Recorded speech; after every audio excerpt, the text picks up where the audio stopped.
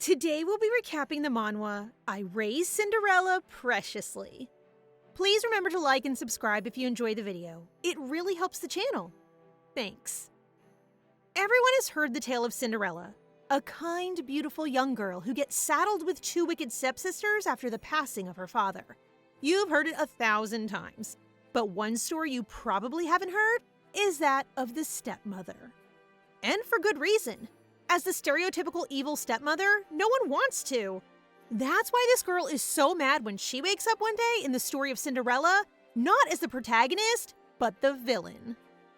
As this version of the story goes, Cinderella's father was a man named Fred Barnes, a rich merchant who set off on a ship 2 years ago and was never seen again. 2 days after his death was confirmed, this girl woke up in the body of Mildred, his wife. Nearing 40 years old, Mildred has already had 2 husbands and didn't love this one. What she did love was money. And when Fred Barnes ran off to sea for a trade opportunity, he took half her fortunes with him. Wow! So not only did she reincarnate as a villain, but she's also poor. Talk about bad luck. Mildred has had trouble adjusting to this fairy tale world, but she does have a few skills to help her get by, one of which is baking.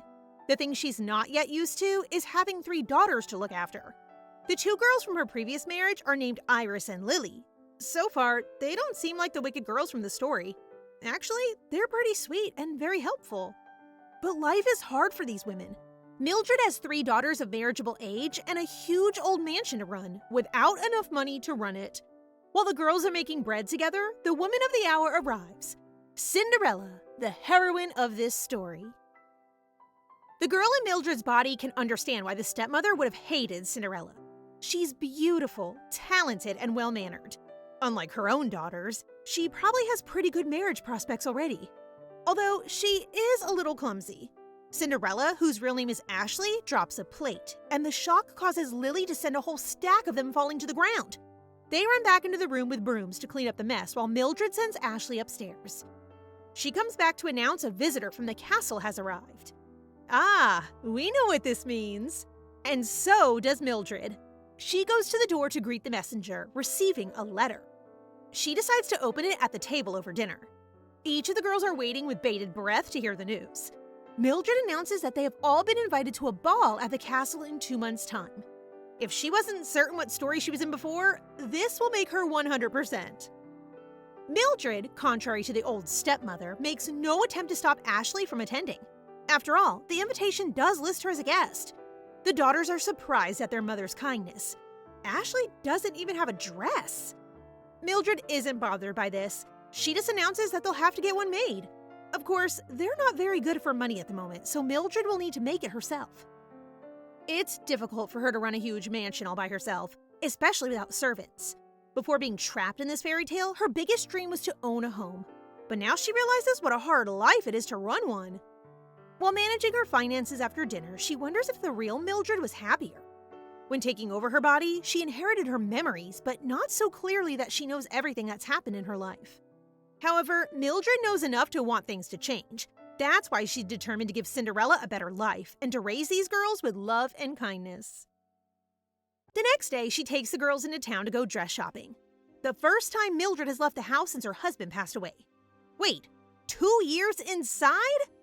I don't know about you guys, but I would have lost it after a few days. Her daughters are very excited to be out and about. Lily and Ashley run off by themselves to look around the market. Iris watches her mother closely and asks if she's trying to get the 2 girls to bond. Mildred says of course, they're sisters after all. Why shouldn't they be close? Iris doesn't seem to approve of this, but before she can complain, her mother is knocked from behind by a passing boy and falls to the ground. She's unharmed, but Iris isn't the type to let that kind of thing go. She runs after the boy and demands a real apology out of him. While those 2 are bickering down the street, Mildred is helped to her feet by a very charming man who offers to pay for a doctor. Bro, does she look hurt to you? Just goes to show beauty and brains don't always go together. Because of her appearance, he speaks to Mildred informally, assuming she's younger than him, which is kind of a compliment, in a weird way. But Mildred doesn't see it that way. She brushes the guy off, telling him to be more respectful of his elders. She's more worried about her dress, which is now all scuffed up and dirty. The young man doesn't quite get the hint. he switches to more formal language and follows her over to Iris and the passerby. After getting an earful from her daughter, he bows and gives her an apology so intense that it kind of sounds like a joke. The older guy, who clearly knows him, apologizes on his behalf and offers Mildred a ring. Apparently, if she shows it to the staff at a nearby restaurant, they'll bring her anything she likes. Cunning Mildred's first thought is to sell it. It doesn't have any familiar family insignias, and it's way too large to wear comfortably. So it's pretty much useless. Was that guy just showing off or what? Soon, Lily and Ashley return, at which point they head to the dress shop as a family. The tailor refuses them as soon as they walk in, assuming from their appearance that they won't be able to afford anything in the shop. How rude! He changes his tune after Mildred mentions that they're attending the royal ball, but she's not going to waste time when she's already been offended. Her feet are starting to hurt a lot more after the fall, and now walking about is becoming difficult. While struggling on the street, a nearby shop owner invites him inside to rest and takes a look at her injuries. The woman is very kind. She offers to apply a traditional herbal salve on her scraped knees to help them heal faster. But when she mentions that one of the ingredients is rat poop, Mildred decides to pass. Probably for the best. I can't imagine rubbing poo into her cuts is going to do them any good. After a bit of conversation, the lady introduces herself as Davina. And by a twist of fate, it turns out she's a tailor. They ask to see some of her fabrics, but when they mention it's for the castle ball, Davina drops to her knees and apologizes. She's too scared to serve aristocrats, but Mildred reassures Davina that there's no pressure. If they don't like the dress she makes, then they'll just find another tailor. What's the harm in trying? Hearing that, Davina pulls herself together and agrees. A few days after their visit to town, Mildred pays a visit to her elder brother, Count Gary, at his estate. Her old friend Countess Sandra welcomes her with a smile and invites her in to see her brother, Sandra's husband. They get to talking about a new restaurant that has opened in town, and it ends up being the same one that charming stranger invited her to. The Count says it's owned by Baron Walford, a young man who is quickly making a name for himself as a businessman. That must have been the man who gave Mildred his ring. Apparently, Walford has close ties with the royal family. His godmother is none other than the Queen Mother herself. Mildred is still trying to process all of this when he suddenly appears behind her. He's just as charming as usual, all smiles and courtesy. The Count is surprised to see that they already know one another, and even more surprised to find that his sister clearly doesn't like the Baron. The Baron isn't dissuaded by her prickly attitude. He kisses her hand and asks her to call him Daniel while they take a little walk around the room. He is sad to hear she hasn't visited his restaurant, but laughs when she makes a joke about selling the ring he gave her. He's only laughing because he can tell she would never do that. Besides, according to him, it's a very difficult ring to sell. The more they talk, the more it becomes clear that Daniel is a very famous man. He seems to like the fact that she knows nothing about him and finds her very funny, even when she's not trying to be. Mildred is suspicious of his smooth talking, although I'm not sure why. If you ask me, she should be doing everything she can to keep him laughing. Handsome rich men only come around every so often, girlie. Go get that bag. Besides, he's very polite. He even helps her to a seat at dinner and jokes about being older than she's expecting. They have a little banter back and forth, but at the end of the night, Gary warns her not to get too close to him. He doesn't want to give too many details, but it sounds like anyone who makes an enemy of the Baron suffers horribly. For caution's sake, it's best to have nothing to do with a man like him. Thank you, Gary, for the most vague advice in the history of advice. Mildred isn't bothered by the warning. For one thing, she can look after herself. And for another, he might be a useful contact since he's so well connected and has a famously good eye.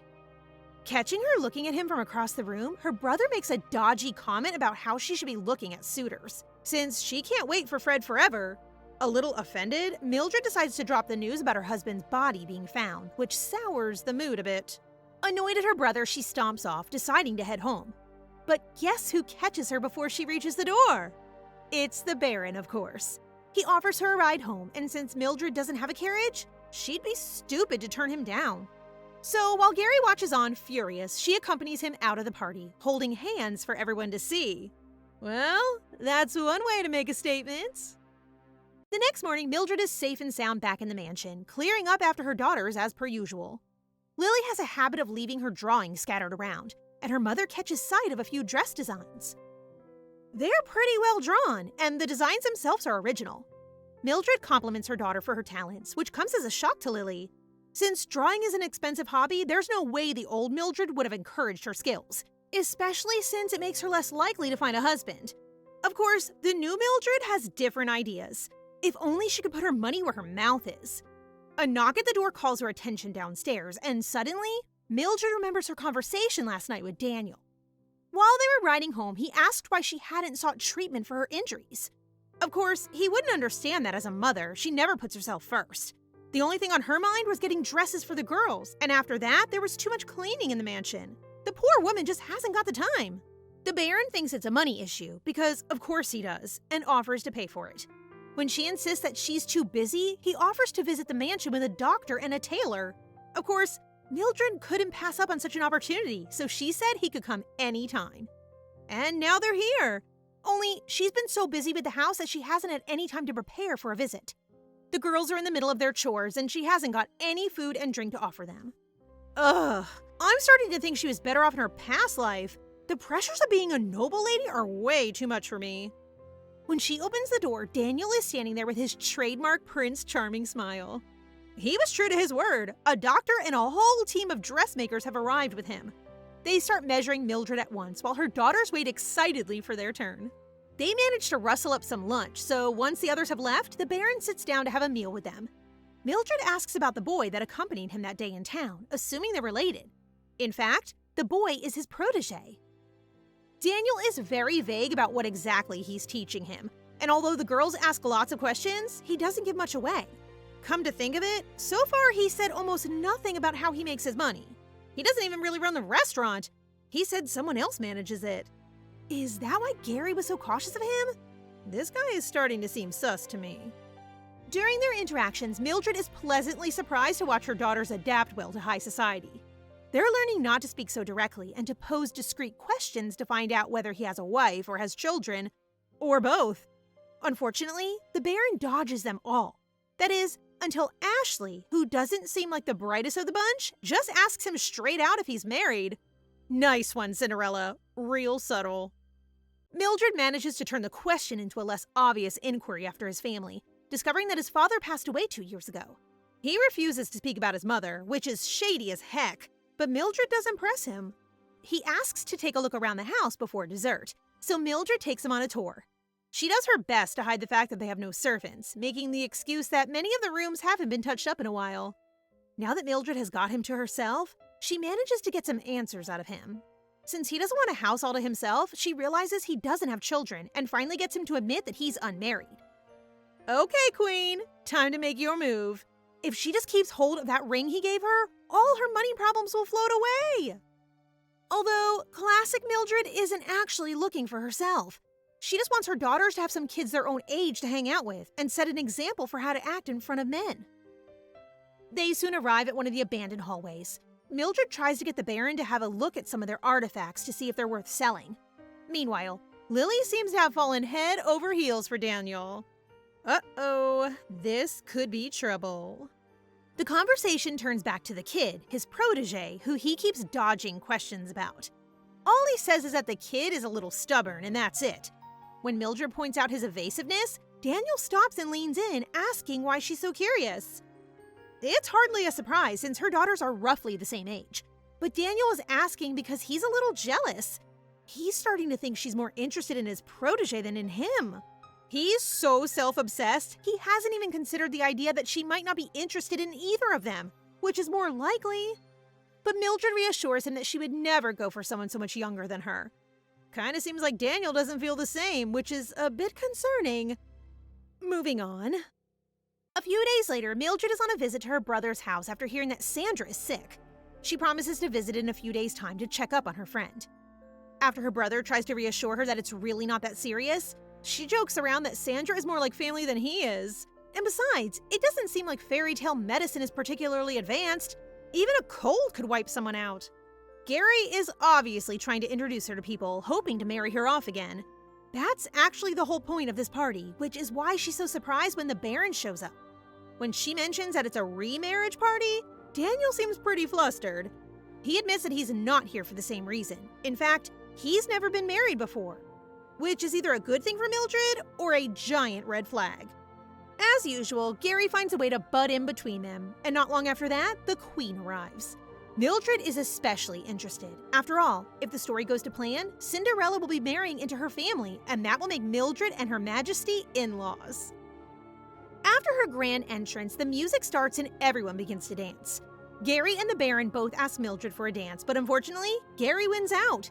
It's customary for a single lady to dance with a brother or close relative if she hasn't got a husband, so she doesn't really have a choice. Ugh, all these rules again! My head is spinning just trying to keep up. While they take to the floor, Mildred begins to think about her own daughters. Ashley will be fine. She's beautiful. But Lily and Iris aren't so lucky and don't have a lot of wealth to recommend them. Getting dancing partners might not be so easy. Meanwhile, Gary is trying to give her an earful about Daniel and how dangerous he is to be around. He thinks she's been deliberately leading him on, since apparently this is the first time he's attended a palace party, and everyone is wondering why he turned up. Mildred takes that more as a compliment than a warning. Once her dance with Gary is over, she takes the Baron's hand, letting him lead her across the floor. She wasn't kidding about being a bad dancer. She nearly bumps into someone and even steps on Daniel's foot at one point. But he doesn't seem to mind. Actually, he's such a good dancer that it doesn't really matter. Once they've settled into the rhythm, Mildred asks again about his protege and how they know each other. Daniel admits that he is an aristocrat, but that's about all he's willing to say. Once again, his mood turns sour as soon as he sees her taking an interest.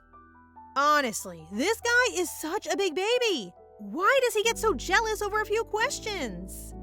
Mildred has had about enough of his childish attitude, so she turns around and walks off the dance floor. Baron Walford runs after her while she explains that she's only interested for her daughter's sake. She doesn't even want him as a husband for them, just a chance to have a friend around the same age. Is that really so hard to understand? The Baron is surprised she hasn't already just arranged a meeting, but honestly, Mildred still isn't sure about his character. I wonder why that is. Oh, maybe because Daniel has avoided every single question and told her literally nothing about him? Jeez, for a Baron, this guy really doesn't catch on quick. As soon as he realizes what is going on, he assures Mildred that his protege is a perfectly respectable kid from a very good family. She still hasn't made up her mind on whether she trusts him, so Mildred won't take him at his word just yet, which is probably a good thing. I hate to side with Gary, but this guy seems more shady by the minute. Trying to smooth over their little bump, Daniel gives her a little bit of background on his protege. He's from a good family who have begun to struggle financially in the last few years. He's the second-born son, so his parents, who are busy working, ask Daniel to take him under his wing. After that, Mildred feels more confident and asks if they can introduce the kids to one another next time they meet. She bids the Baron goodbye and heads off to find her brother. A man she hasn't met before says he's dancing with a Viscount's wife and clearly enjoying himself far too much to notice her. The man then asks her to dance and introduces himself as Count Leroy, a friend of Gary's. Mildred doesn't have any reason to refuse, so they head on to the dance floor.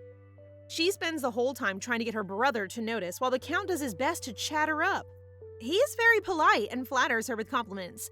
But then the conversation turns to her missing husband, and he starts getting sleazy, like touching her waist in a very inappropriate way sleazy. Mildred gives him a sharp kick to the shin, sending the Count to his knees. She makes a big fuss, apologizing and pretending she only stepped on his foot, while the rest of the party watch in surprise. Well, what else was she supposed to do? The guy was a Class A creep. Before long, Daniel makes good on his promise and introduces the girls to his young apprentice. He and Mildred watch them play a game of field hockey from the shade, enjoying their competitive spirit, particularly the protege, Leon's. He's a little more on the aggressive side, but then so is Iris. The moment they met up, she immediately got back on his case about tripping up their mother, as she should. While the kids play on the grass, their guardians chat beneath the trees, enjoying a cup of tea together. They come back to their favorite subject, marriage, and why Daniel hasn't found a wife yet. Because apparently, there was nothing else to talk about in this day and age. Mildred jokes that a man with the Queen Mother as his godparent should have at least been set up a few times. But it turns out Her Majesty believes only in destiny and true love, so she hasn't pushed him into any matches. He turns the conversation back on her, asking why she seems so skeptical. Of course, for a woman of 2 marriages and 3 children, it's difficult to imagine a match made in heaven. And she says it's difficult to date when you're still married. Daniel points out that she's not actually married anymore, which is true, but suspicious as heck. Almost no one knows that Fred's body was found except Gary and Sandra. Mildred corrects him, claiming her husband is only missing and not dead, but he doesn't believe that one bit.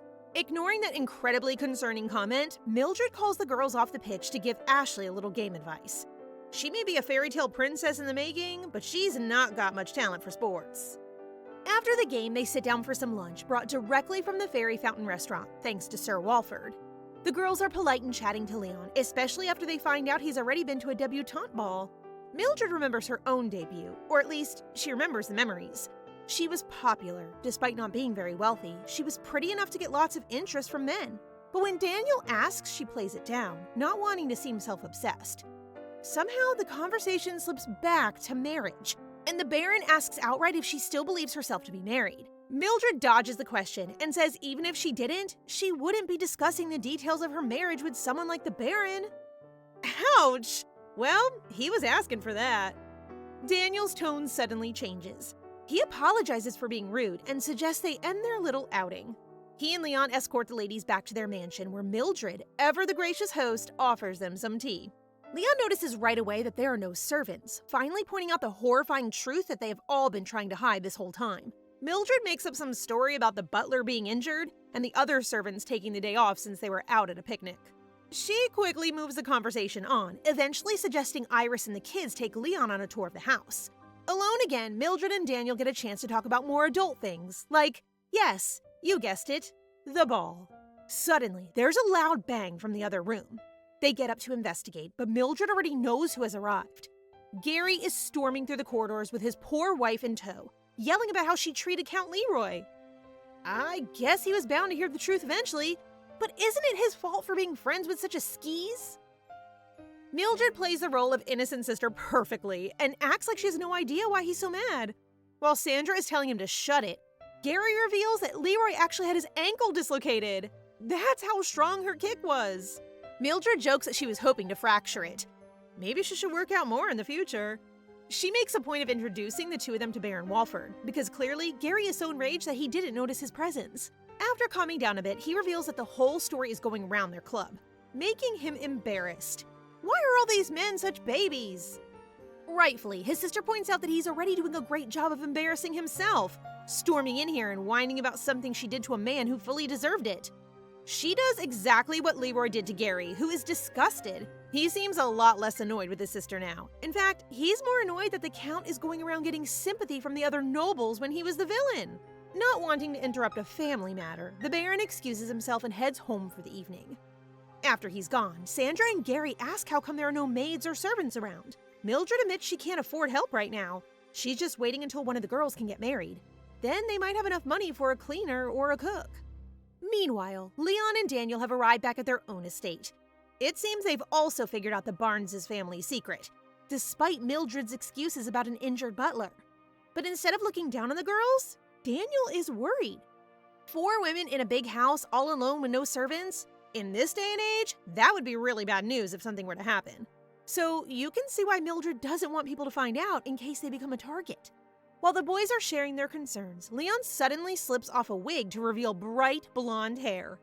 Even weirder is the fact that Daniel throws it into the fire as soon as it's off. As if all that wasn't enough, the Baron then addresses Leon as Your Majesty and gets him dressed up for his swordsmanship class with a man named Lord Casey. Wait, does that mean Leon is the prince? As in, the prince who is supposed to fall in love with Cinderella? That prince? While they're heading to the training room, Leon brings up an incident with Mildred and her daughters from that morning. While he and Iris were looking for the ball in the bushes, he made a comment about how Ashley wasn't a very good player. Iris got angry because she's a good sister, and to be honest, that's pretty rude. But Leon asks about the youngest sister, and Daniel reveals that she's not actually blood related to the other girls. It seems like his interest has peaked, but the prince hasn't exactly fallen head over heels. Maybe when he sees her at the ball, that's when the fairy tale will start to go as planned. Unaware of Leon's true identity, the girls of the Barnes' household are busy preparing for the ball. Davina has finally finished their designs and come to show off the dresses she made. All of the girls look beautiful. The colors were chosen to match their complexions, and each of the styles represents their personalities. Surprisingly, Cinderella is in yellow rather than her trademark blue, but she still looks just as pretty.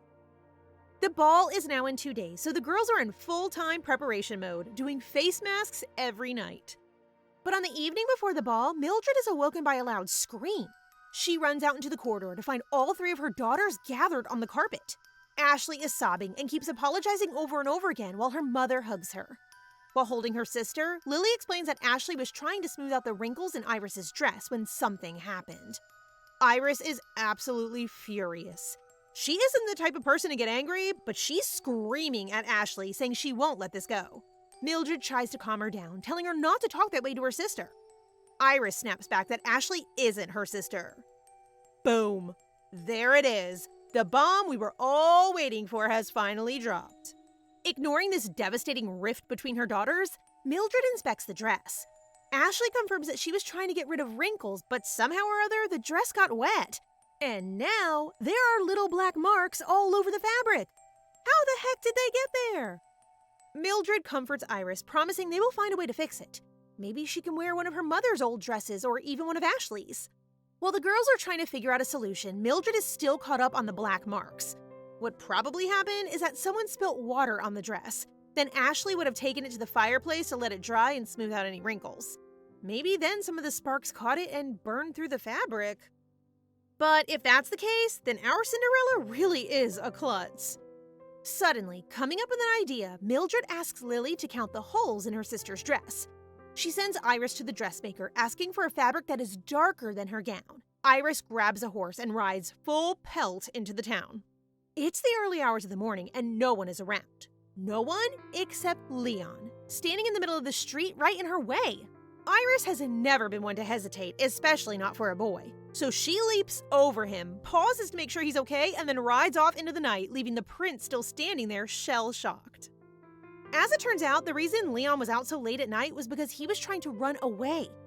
Obviously, he didn't do a very good job, because the next morning he ends up back at Daniel's manor just in time for a scolding.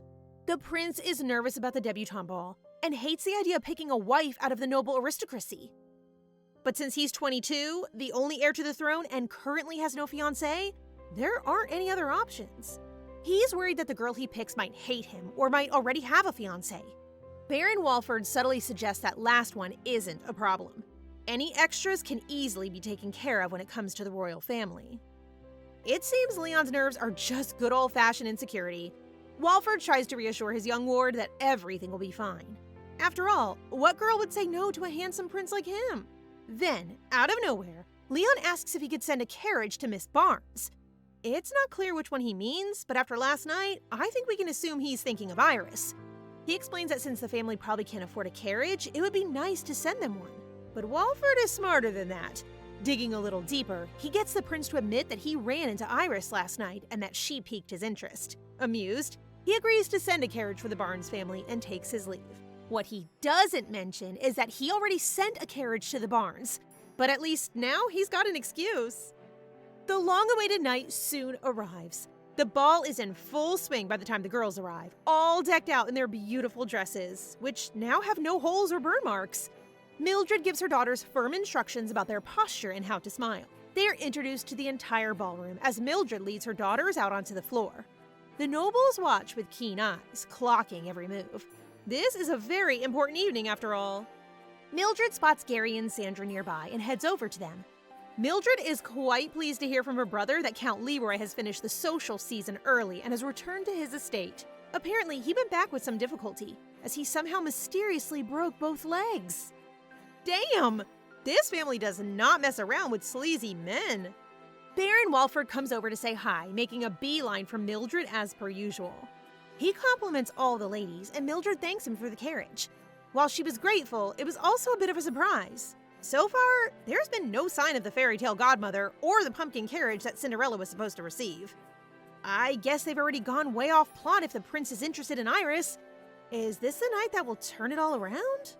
The Baron also tells them that lots of people are talking about their dresses, especially Iris's. In the end, Mildred used the darker fabric from Davina to make flowers and stitch them in the places where the burn marks were. So it all worked out in the end. Really, Ashley did her a favor by being so clumsy. Their conversation is interrupted by a trumpet fanfare to announce the prince's arrival. The girls are all excited to see him in person at last. Mildred is watching Ashley the closest, since this is the moment she's supposed to take up her position as heroine of the fairy tale and win the prince's heart. She's in for a big surprise, all right. In fact, she's already starting to spot the holes in the plot. Since there was no fairy godmother, she has no glass slipper to give him. And at the moment, there are so many people crowding in to spot the royals that the prince might never notice Ashley at all. Mildred is standing on her toes, twisting to try and see if Ashley is wearing normal shoes. After all, it's possible that all the magical stuff took place in private without her mother noticing.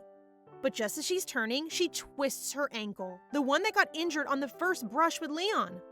Luckily, Daniel is standing by and immediately reaches out to break her fall. Always the gentleman. This one never passes up an opportunity for chivalry. Mildred is embarrassed to have needed his help and apologizes, but the Baron hasn't let her go. He doesn't seem to want to. Instead, he leans very close, reaching down to whisper in her ear that she smells nice. Which would be creepy in literally any other context, but I mean, come on. It's Baron Walford we're talking about here. This guy is just too smooth. While she and Daniel were having their little moment, they missed the introductions and the start of the dancing. Mildred is shocked to see that not only is Ashley still beside her sisters, but it looks like the prince is leaving. Does that mean he didn't find anyone to his liking? The girls are a little disappointed, but they're soon distracted by the arrival of a young man named Lord Jesse Barton. As soon as Mildred introduces her daughters, Jesse asks Ashley for a dance. Oh dear, I hope Iris and Lily aren't too upset that they didn't get asked. Luckily, Mildred does have some true friends who step in to take care of her other daughters. Count Gary asks for Iris's first dance, and Daniel follows suit by asking Lily. Not only is it nice of them, but in this society, the first dance is very important. The girls need to be on the floor to catch the attention of other gentlemen, and being seen with high-status counts and barons will also be good for them. I just hope Lily doesn't get carried away with that little crush of hers. Now that her daughters are taken care of, Mildred can sit back and relax. That is, until Sandra comes over to express her surprise. Apparently, the Baron has only ever asked the princess for a dance, so it's a pretty big deal for him to be with someone else. This comes as quite a shock, since he's already danced with Mildred back at the remarriage party.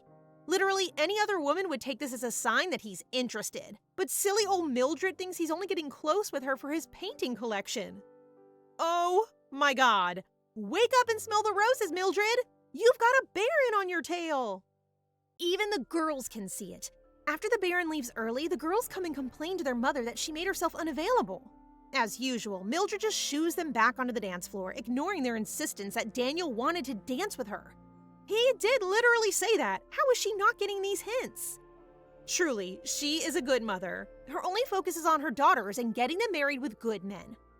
I only wish she was a little less focused. Maybe then she would see the gem waiting right under her nose. After several rounds of dancing with eligible young men, Mildred calls her girls over for a timeout and a chance to rest their feet. While they drink some water and catch their breath, there's a girl crying in the corner.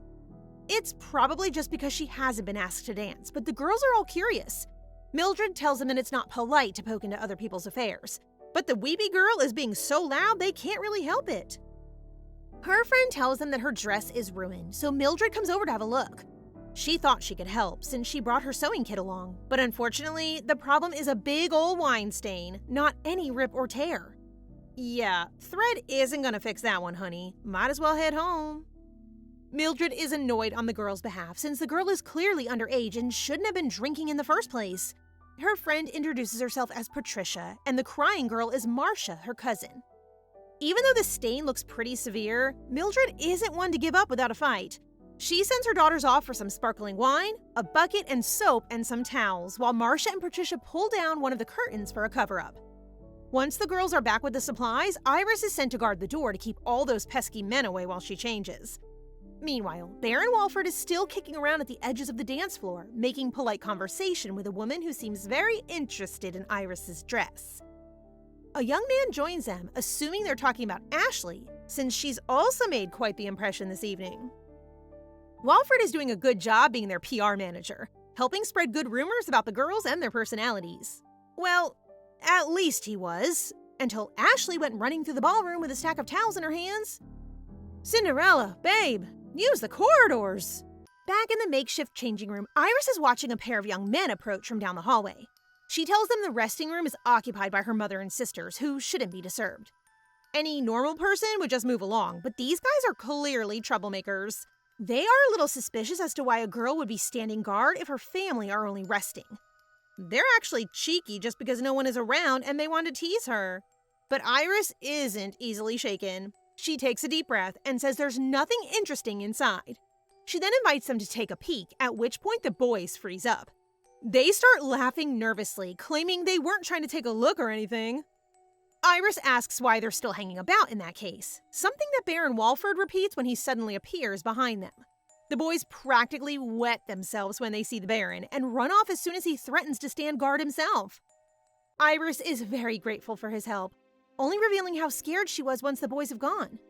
Another lady walks up to them to check on Iris, who draws her in and explains the situation.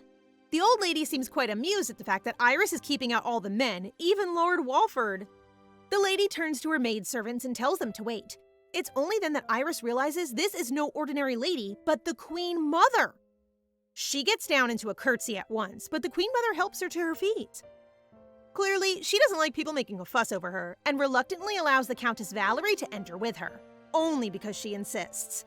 Inside, Mildred is hard at work pouring her makeshift stain solution on the dress. To the girls' delight, it works, vanishing the stain right before their eyes. She scrubs the last of the stain away with soap while her daughters stand by with towels and water. When they lift it up, the dress is flawless. Marcia runs over to give her a big hug and her thanks.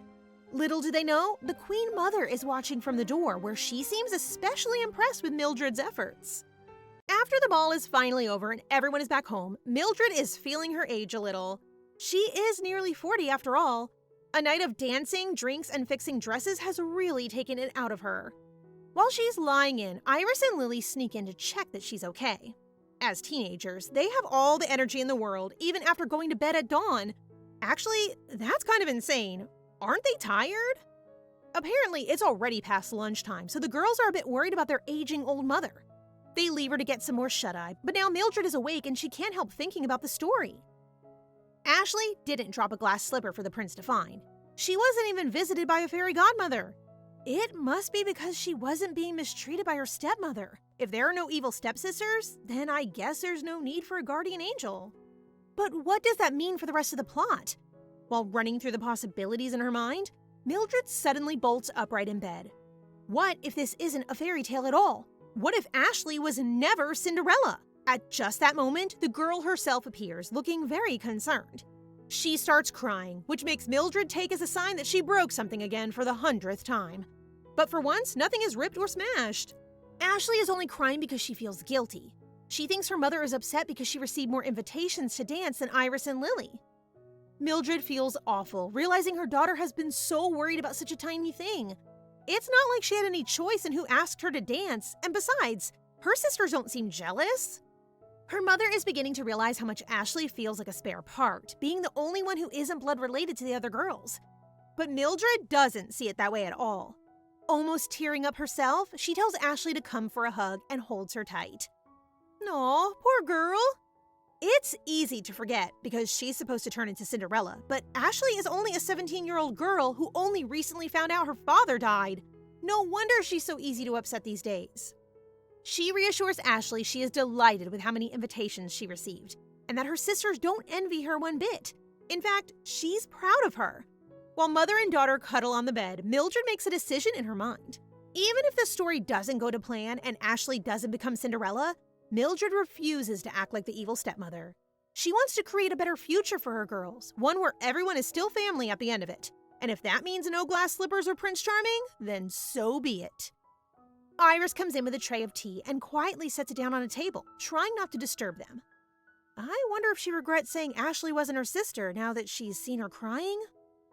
Once Iris has gone, Mildred talks to Ashley about her birth mother and how the family they've ended up with is a bit, shall we say, abnormal. But that doesn't mean they can't treat each other the same. All families should make an effort to be close, even when they're grown up and have husbands of their own. Ashley suddenly says she doesn't want to get married and buries her head in her mother's side. Mildred finds that kind of funny, since the whole story of Cinderella revolves around her getting married. Then again, this isn't that story, or at least, it hasn't been so far. Mildred is understanding and says she doesn't have to go to any more parties during the social season if she doesn't want to. But she also points out that there are other reasons to attend than just marriage. Yeah, like making friends maybe? These girls genuinely have no one but each other, and while that's kind of cute, shouldn't a 17-year-old have at least one bestie? Their little love fest is broken up when Lily comes sprinting into her bedroom, announcing that a letter has arrived from the castle. Mildred gets all dressed up to receive it, only to come downstairs and find Baron Walford standing there instead. Okay, I love that the girls are involved in this little affair. All jokes aside, Walford has actually brought an invitation from the castle, although this time, it's just for her. It's from Her Majesty the Queen Dowager, inviting Mildred for tea, which is a pretty big deal. She can't really say no, even if she wanted to. I mean, it's the Queen. Daniel seems to already know all the details and says he'll personally escort her to the castle in a week's time. I'm starting to wonder if the Queen is also playing matchmaker if she asks Daniel to escort her. But before they can get any further, Lily butts in. She asked Walford to come and examine a painting, a thinly veiled attempt to get some alone time with her man crush. Honestly, this girl. Although her mother doesn't suss her plan, Iris definitely knows what's going on and asks Mildred to accompany them. When they arrive at the painting in question, Walford becomes interested in identifying the painter. He thinks it was made by Kyle, an artist who's very mysterious and has revealed almost no information about himself over the years. Thanks to his anonymity, his paintings go for quite a lot of money. So Daniel calls in some experts to visit and remove the frame to check the signature. But if it is that valuable, then Mildred wants to make sure it's returned to her. She gets Lily to write a name in pencil on the painting so that they'll be able to identify the original in case it gets swapped. You can't be too careful with priceless antiques. The painting people are actually very professional. They wrap the painting carefully, pack it up in their wagon, and promise to have it back soon. Lily comes outside to ask if she thinks the Baron would really scam them. Mildred kind of seems like she wants to say yes, but she carefully dodges the question, telling Lily instead that sometimes people can cause trouble even if they don't mean to. In town, the Baron has accompanied the art experts to look at the painting himself, and brought along Leon for good measure. Both Daniel and the experts confirm that it is indeed the work of Kyle, which gets the geeks all excited. The Baron asks them to keep this a secret for a while, and send the painting straight to his mansion with a certificate of authenticity. It might seem sus, but actually the Baron has Mildred's best interests at heart. They can't trust the experts to keep this information to themselves, and since the painting is worth a lot of money, there could be people who will come after it. It's therefore much safer to keep it with the Baron than in a home with 4 women and no servants.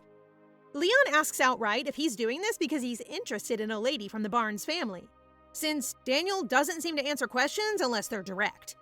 The Baron answers that he's more interested in the mansion since the Queen Dowager stayed there once. Wait, he's not trying to swindle the painting, he's trying to swindle the entire house? Does he plan to kick the ladies out or what? A few days later, Leon joins the Baron at his restaurant for a fancy dinner and asks after the Barnes family again.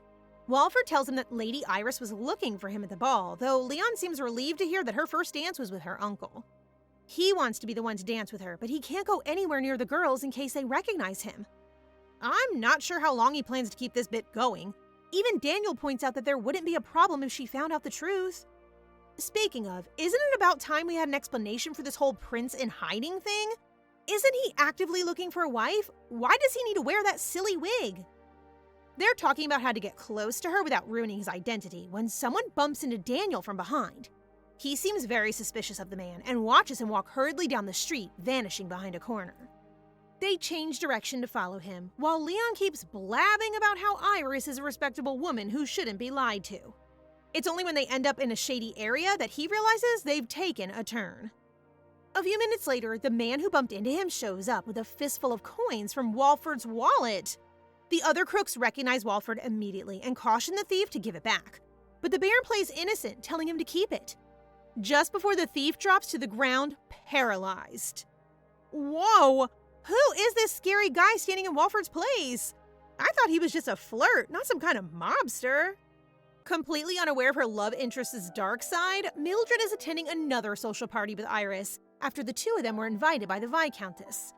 The host greets them at the bottom of a grand golden staircase, and the women exchange compliments. Mildred must have gained quite a reputation for dress sense because the Viscountess asks right away if she notices anything missing on her dress. It looks gorgeous to me, but Mildred's keen eyes can see the design is a little lacking.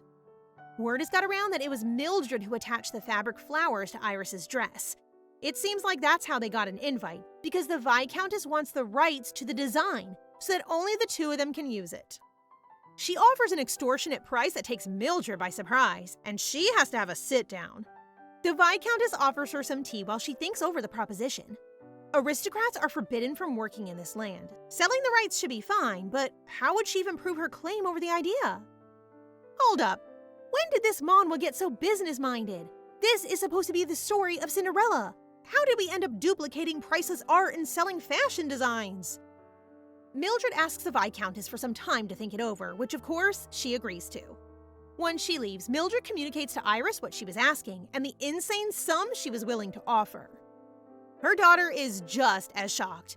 Obviously, the money would help them out a lot, but it's more complicated than a simple exchange. For example, the method for making the flowers is really easy. It would be difficult to keep the design a secret if someone just tried it out themselves, and then that defeats the whole purpose of establishing the rights. Meanwhile, Ashley and Lily are home alone trying to make dinner for themselves. As usual, ditzy Cinderella has managed to burn something. It's pretty much her brand at this point. They haven't got much else to eat, and it's already getting late, so Lily just cuts off the burn part and cuts up some ham to eat with it. Since there are no adults, they take their indulgent dinner to the greenhouse, where they can quickly clean up if their mother and sister come back early. Lily clearly has a much more of a naughty streak than we realized. She even brought them some cider. Well, this is going to go wrong, isn't it? While she's having the time of her life tucking into her food, Ashley is close to crying. She was trying to bake the bread as a way of surprising her sister, hoping to have dinner all prepared by the time she finished her sketches.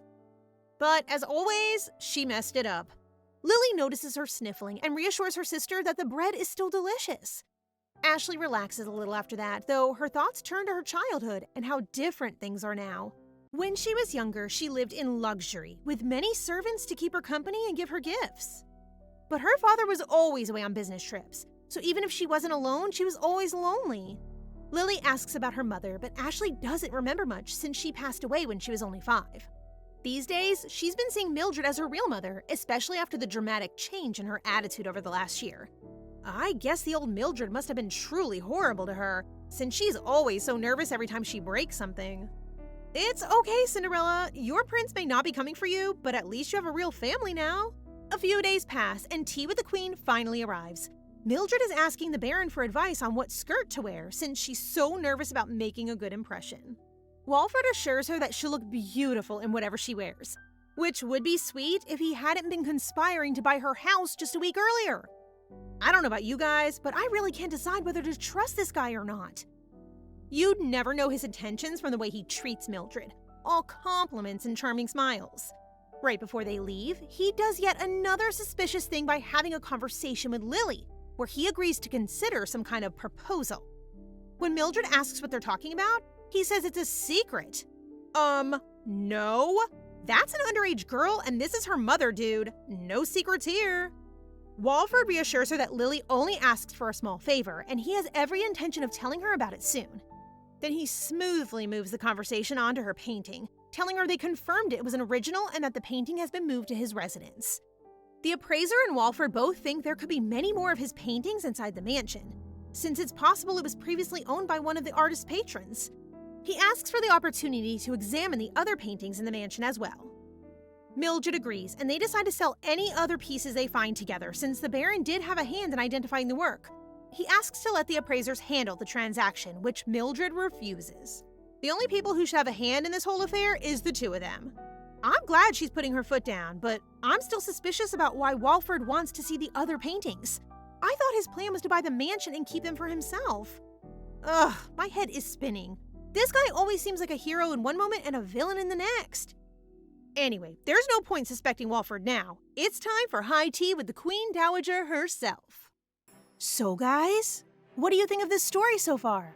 Please subscribe and turn on notifications for updates on this and all our other stories, so you can be the first to find out when they're out. Thank you so much for your support.